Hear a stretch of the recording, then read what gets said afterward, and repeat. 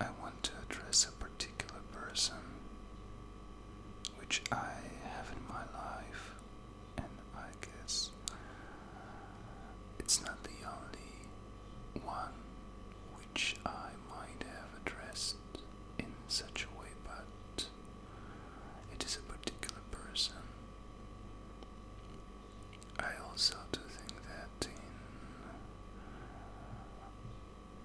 lives of many of us, or I guess all of us, are such persons who are important,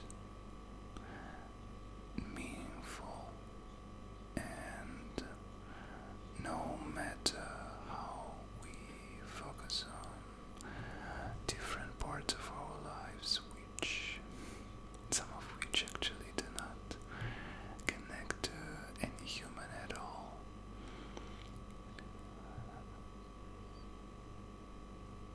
at least I'm positive I realize that these connections are the most important things in our lives, and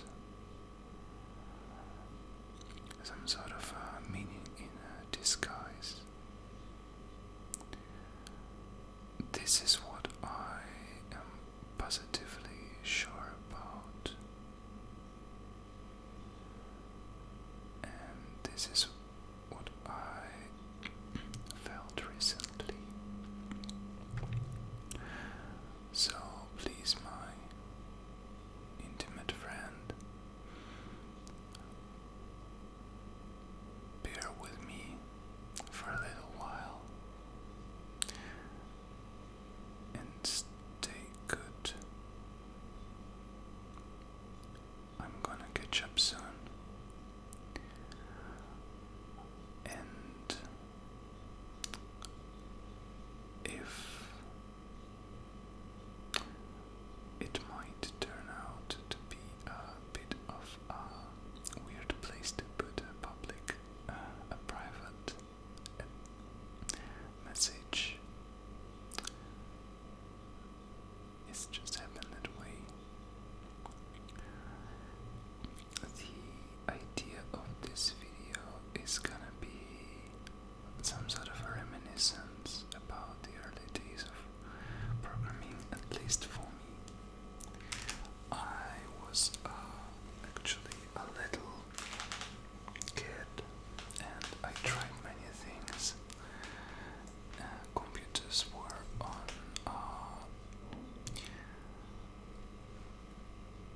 sort of on a level of maybe IBM PC XT or 80, and the processors related were something like 8386 or something like that.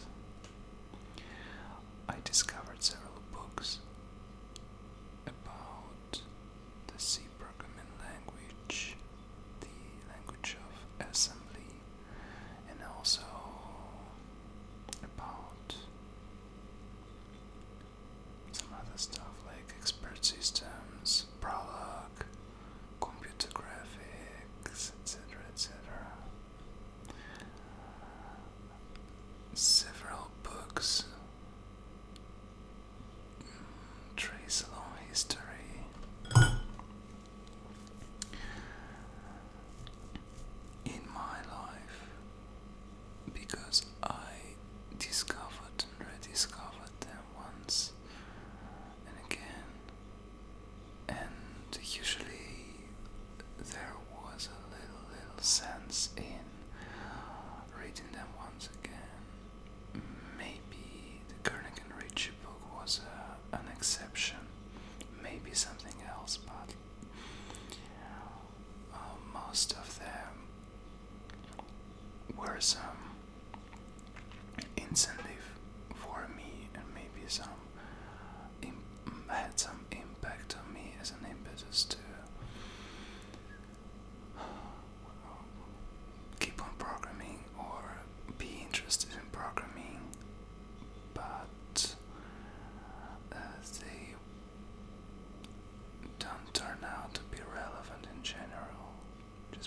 videos, most of them were dedicated to some particular technologies, and as years passed, more of technologies emerged, more recent, up-to-date, or just more appropriate books appeared in my life, and of course, with experience, I in general managed to pick more appropriate books. In this very moment, I remembered just yet another person whom I'd like to address here, and I guess that it might be very well you if the first addressee of my video, it might be a little bit of inappropriate, but still, if this person would definitely recognize themselves in this message, the second one,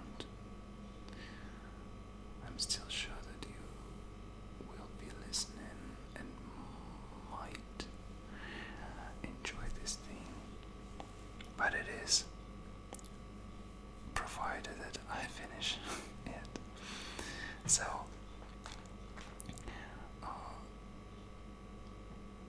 if I were about to list interesting and important books at this period at this point in time, it's gonna be something a little bit different from the history that I came through. However, this book is very funny because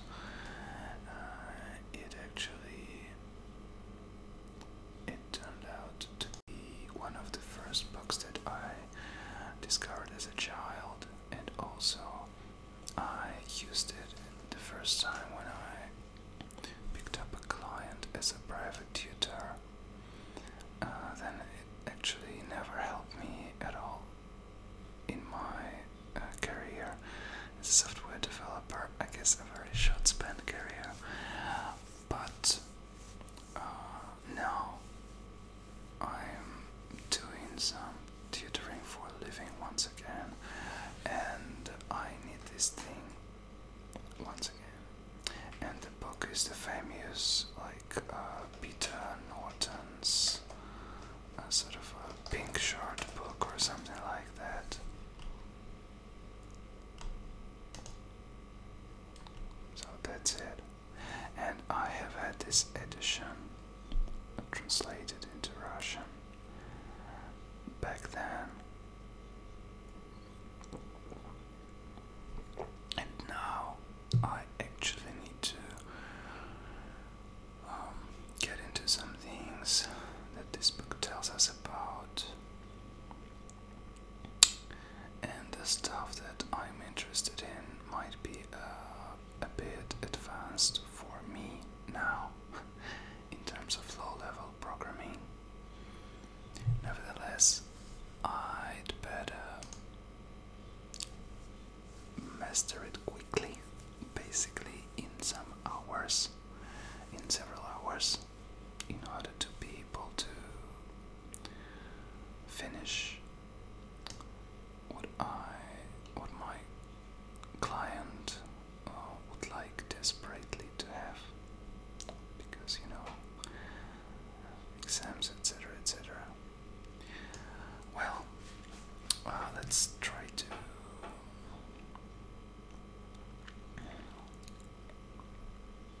go through this book. I won't be showing the book. I will be following it, however, and I'm gonna be commenting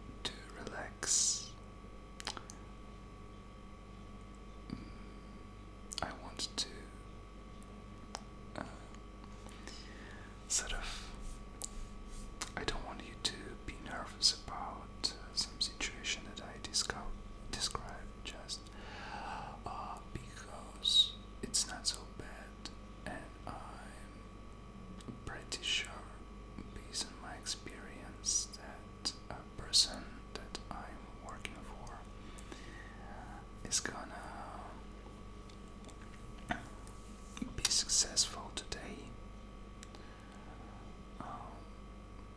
Partially my assurance, my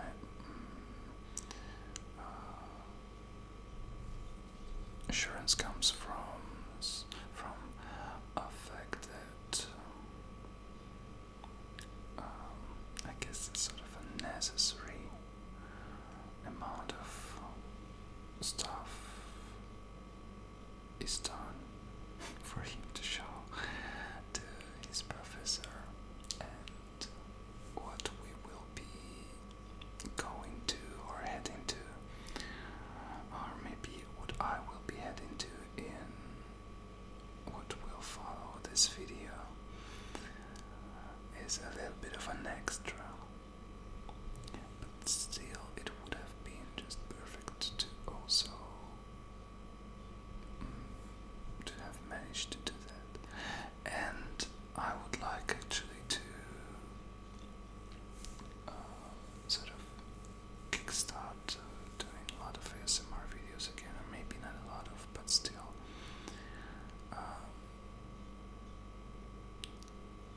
If anyone enjoys that kind of technical conversation, then I would like to continue.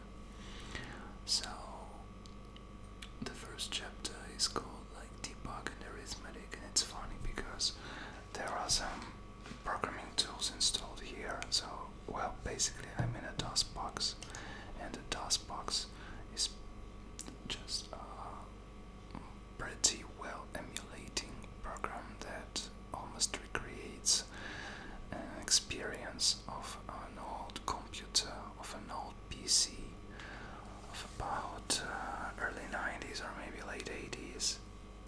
So I put here a DOS Navigator program, and also there are some programming environments already, like Microsoft Macro Assembler, which I don't know how to use, but Peter Norton actually uses it.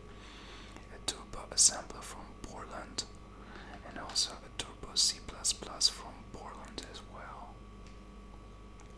It might not look kind of neat, this folder structure, but please bear with it, it's okay, and also I assure you that it's all under control, under a pretty good control. So this is the famous or maybe infamous debug program. It's very weird, and especially it's shocking for someone who probably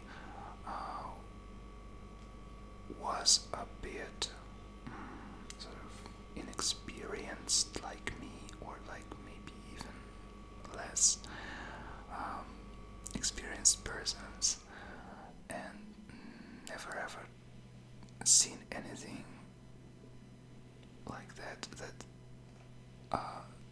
this program before was actually a part of a standard DOS, Microsoft DOS sort of a binary spec that you got just as a part of your operating systems, and it provided that kind of an insight, that kind of a low-level programming. So, well, I guess I put it in a weird way, for sort of a non-programmer, it's probably kind of thing to even try to program maybe in something like a basic these days, or maybe those days, or maybe to try some C programming. It would have been actually a marvelous feat, and it would have required to install some programming environment and learn how to compile your programs, etc., etc. And here, something that is so much more low level, and which is actually like even on a different step, different degree of being really truly a hackerish thing, was always available. So the program is weird, but let's go back to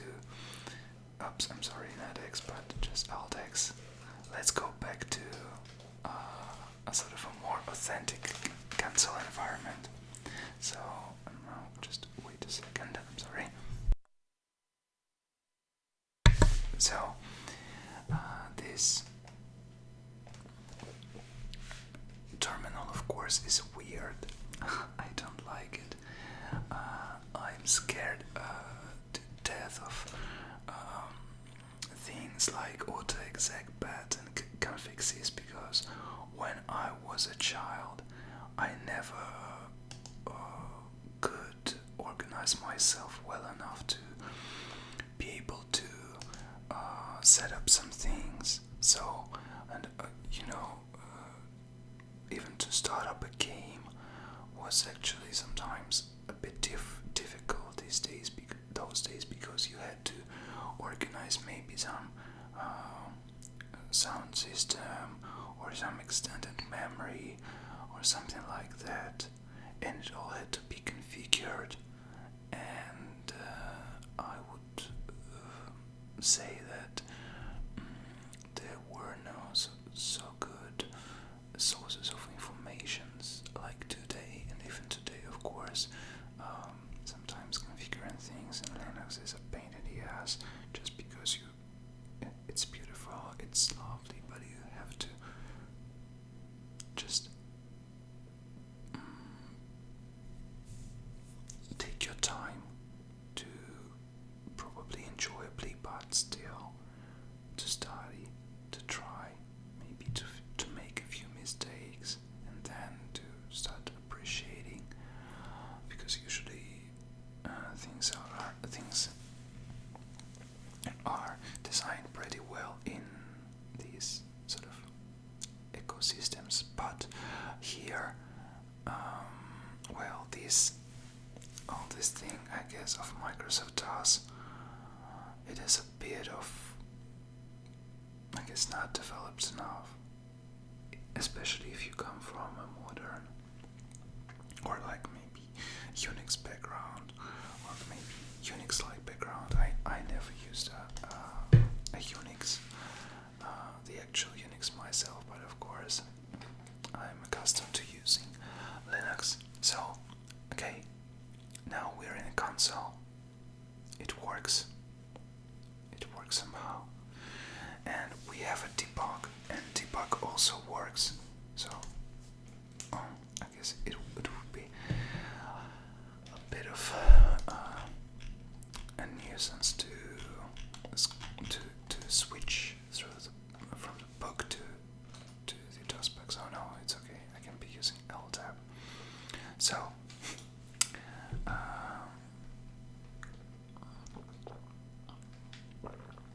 Peter Norton at first tells us about how interesting it is to write an assembly, and how much of benefits there are. I guess it's a little bit interesting in itself. It's an interesting point, because sometimes if you study low-level programming, you get too much into details, and you get too much amazed by just some necessary to know things, but still things which are not conceptually important. So usually I think it never happens if you start from something like a Lisp or some high-level language. However, if you maybe implementing your programs on some low-level kind of environment, like if you have to solder something, if you have to use some boards, if you even have something to be programmed, like some board that is programmed, and I'm coming from strictly software or maybe operating system level, so I'm not actually really, I'm not knowing really good what I'm talking about. Well, then you might be bogged into details too much, and you might lose that most important, that idea which is the most important, that you have to be using the principles of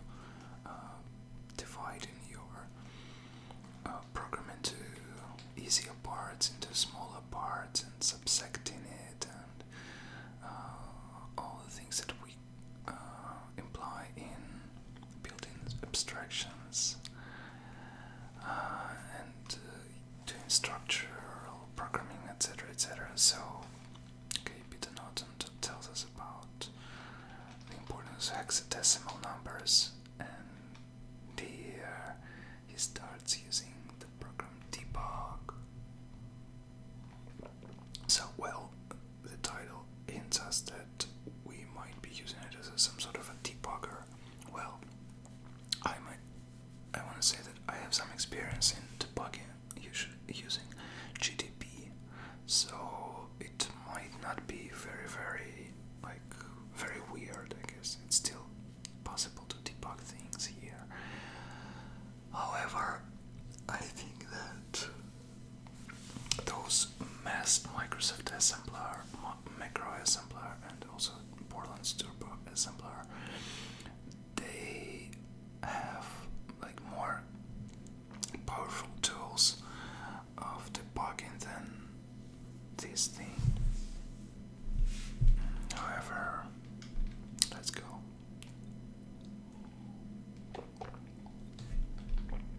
We see a debug prompt, and that's where Norton urges us to get into, and if you press Q, then you go back. Okay, got it.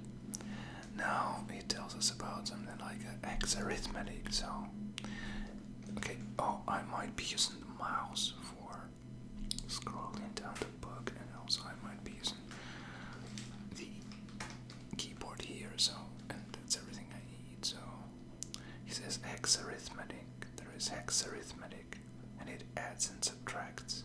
Well, at least now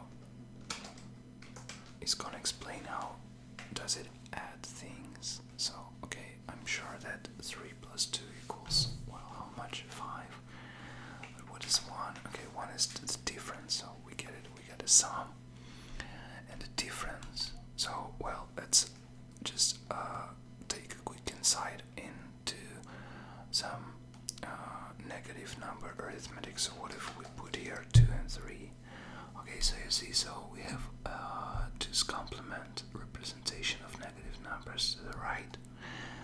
And if you don't know what it is, it basically means that if you add 1, you will get a power of 2. Like you see this, like a number like this in hexadecimal. So this is 2's complement, and these are oops, I'm sorry, I spilled some tea. So, and we have like 2 bytes, which is obviously 16 bits, so that's where we actually encounter the number of digits in our processor. So it's a 16-bit processor, and it's good. I guess it's good. I'd like to make an ASMR video, but it's just a dream. But maybe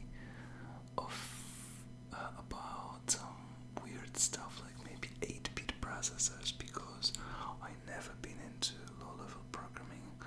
But some of my students, like all over the world, they have courses which sometimes get into this stuff, and I am not a low-level guy, and I like just maybe like Scheme, MIT Scheme, and Maxima, but they study different processors. So one of them studied like CX, I guess it's called CX80, or maybe C80 by Zilog or Zilog, and well, maybe it's better to start from there. You won't believe how good are the tutorials in the internet. So enthusiasts, I guess they are purely enthusiasts, they created wonderful channels and textbooks, and I reckon a guy called Chibi Akuma. So Chibi Akuma, he created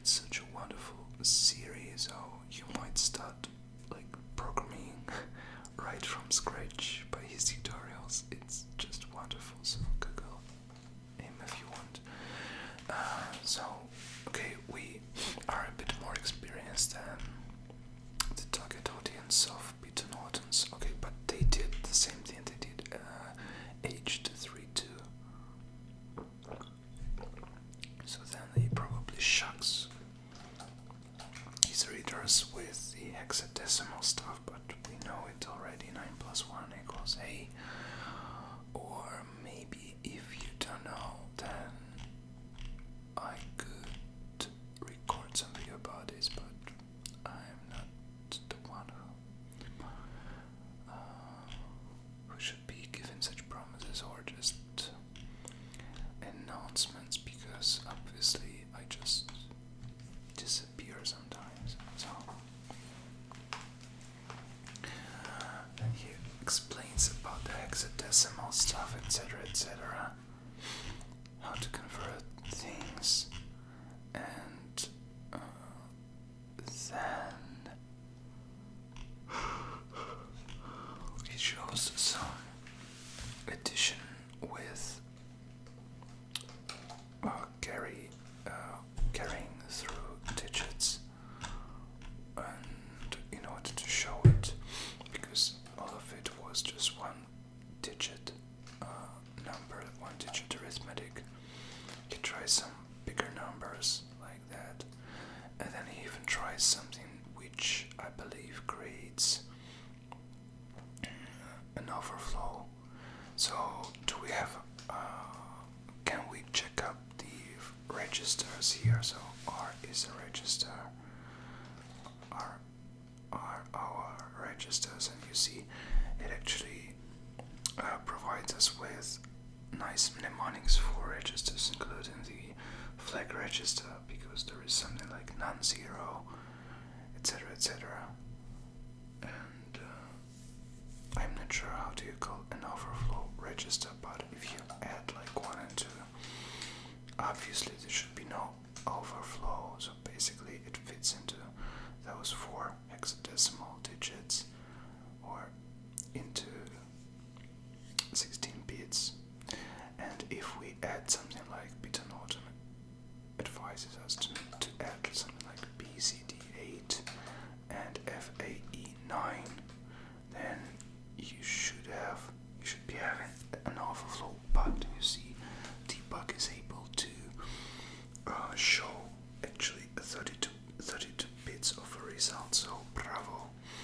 Now let's check up with the registers, and did something change?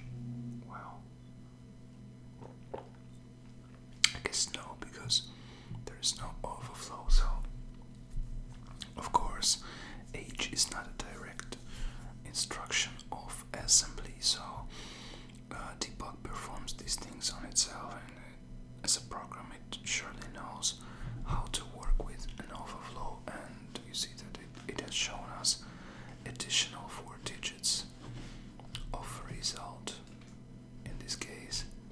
Now oops, I'm going to sleep, so maybe all the plans will be ruined now by my sleepiness, and also the fact that mouse stopped scrolling normally, and I'm afraid to plug it in and out. Okay, I'm gonna be scrolling by hand. So now it tries to use 4-digit hex numbers. So let's recreate his ideas like that, and it works nice. You see, it works nice.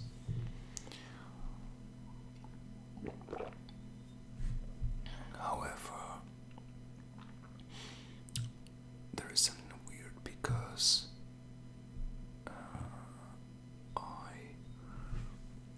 I entered something else. I entered a 5-digit hex number, and he also did it, but he got an error. So what if I try this thing and it still works fine? Now, I'm not sure. Here, you see, it interpreted like 10,000 as something, I guess, as a negative number. Yep, as a negative number, because this thing -1 is just -1. F is -1. So I have no idea.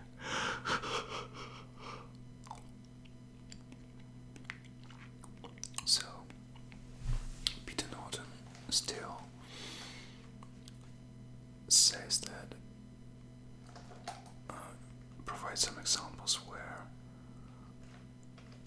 it leads to an error, and in my case it does not lead to an error, so what's the point? Okay, so it works here. Okay, so I guess this debug comes from some other edition of DOS, of Microsoft DOS, and it might support like a full, maybe 32-bit arithmetic, like 8 hexadecimal digits are actually 4 bytes, correct? So it's 32 bits.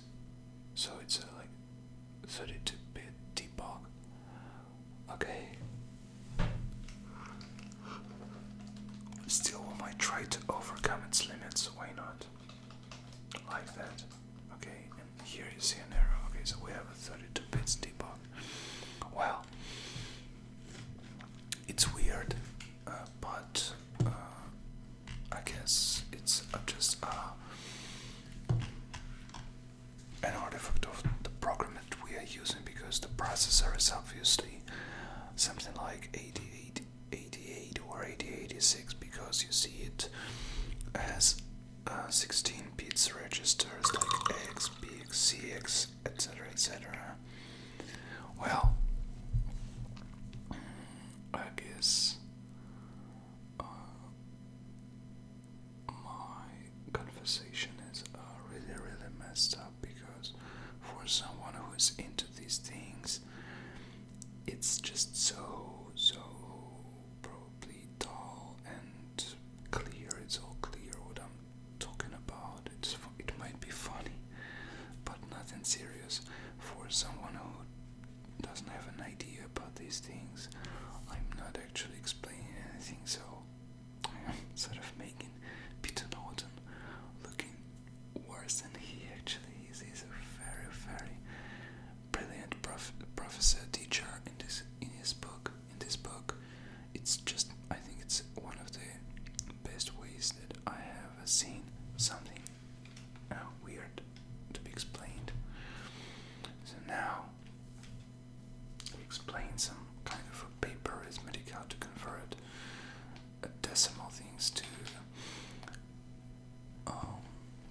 hexadecimals, and maybe go back, and now he talks about negative numbers. So that's why I didn't have an overflow, probably. Oh no, maybe debug doesn't. Yes, debug works probably in the way that I proposed.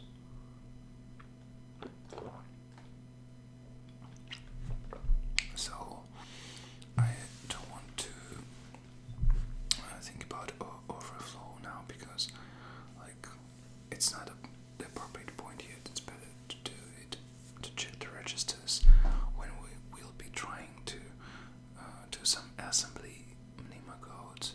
So now he talks about bits, bytes, words, binary notation. What is a word? Word is obviously 2 bytes for this processor, because it is a 16-bit processor. So does it explain it appropriately? It tells us that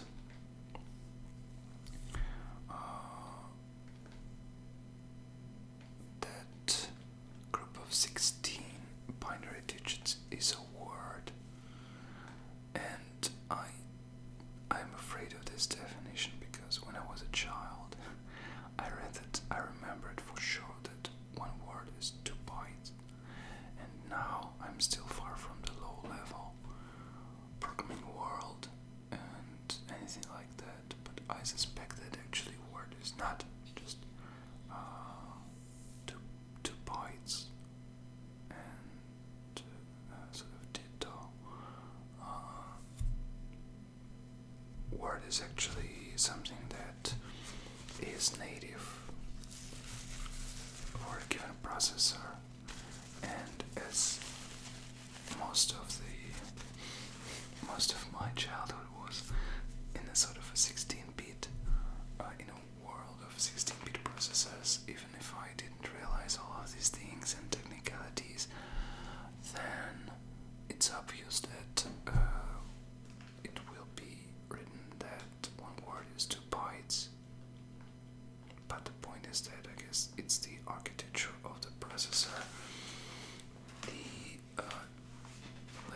basic cause, the primal cause of the things, and it's not that like word is something like a kilometer consisting of 1000 meters. So now it tells us about two's complement, and you see that debug still works pretty well because it respects the fact that we are using a 16-bit, I'm sorry, it was a mouse, a 16-bit processor. So it uses also 16-bit two's complements, so that's good. And I'm sure that this is some point where I couldn't follow Norton's conversation anymore as a child. I read about compliments and the whole thing, but it was a bit too much for me, so I realized that it's logical, you can sort of subtract and add at ease, but still it was a bit weird. And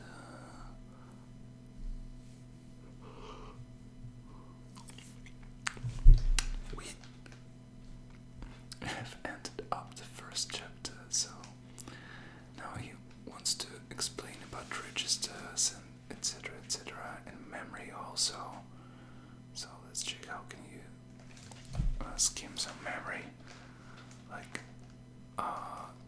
387, is it, or no? No, probably E 100. I mean, it's not probably, it's because I'm just trying some commands from the book, but that's how it is. We are still in the realm of debug commands, and there is still no assembly yet, so I guess it's enough for one video. No matter who you are, I know that it was probably far from being something like a tranquilizing thing or bringing calamity